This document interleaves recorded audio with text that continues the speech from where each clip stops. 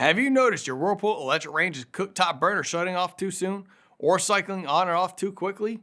I'm William with AppliancePartsPros.com, and we're here to help you solve this annoying issue.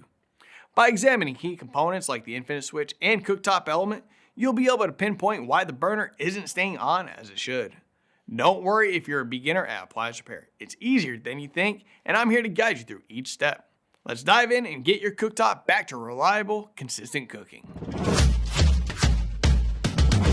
With over 2 million products in stock and the know-how to help you do it yourself, we are AppliancePartsPros.com. For today's work, we'll need a multimeter and a Phillips screwdriver. Also, please remember that safety comes first. Don't forget to unplug your electric range or turn the breaker off. With the power disconnected, we're all set to move on to our first step in troubleshooting your cooktop burner. Grab a Phillips screwdriver and remove the 2 screws securing the terminal block cover. Slide the cover down and off, then set it aside. Next, remove the Phillips screws from the back cover. You can leave one screw loosely in place in the slotted cutout to help hold the panel while removing the others. Once the remaining screws are out, lift the panel off and set it aside. Plug the power cord back in. Extreme care should always be taken when working around live voltage, since it can result in serious injury. If you're not comfortable testing live power with a multimeter, do not continue. We're testing the small single element switch, but the same terminal locations would be used for the large elements as well. Set your multimeter to volts AC, indicated by a V with a squiggly line. Place one probe on the black wire at terminal L1 and the other probe on the red wire at terminal L2. You should see about 240 volts AC. Now rotate the element switch to the high setting. Place one probe on the yellow wire at terminal H2 and the other probe on the yellow wire at terminal H1. You should see 240 volts AC. Keep the probes in place to get a voltage reading when the element shuts off. If the voltage stops when the element turns off too soon, like we see here, the infinite switch has failed.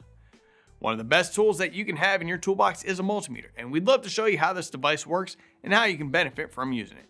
Check out the video in the description. If voltage was present at the infinite switch test points, the cooktop element has failed. Since we found the infinite switch has failed, let me show you how to replace it. Unplug the power cord, remove the burner control knob, then disconnect the wires from the infinite switch. If your model does not use a plastic connector, take a picture of the wiring layout so you know exactly where each wire will go on the new switch. Using a Phillips screwdriver, remove the 2 mounting screws, secure the switch at the front of the console, then pull the switch out. Here's the old infinite switch and here's the new one. If you've already got one, great. If not, you can pick one up at AppliancePartsPros.com. Secure the infinite switch with the 2 Phillips screws. Install the knob and connect the wires. Then secure the back panel and finally the terminal block cover. Plug the power cord back in. Thanks for watching. If you've pinpointed the issue with your Whirlpool electric range's burner, make sure to visit AppliancePartsPros.com with your model number to find the right replacement part.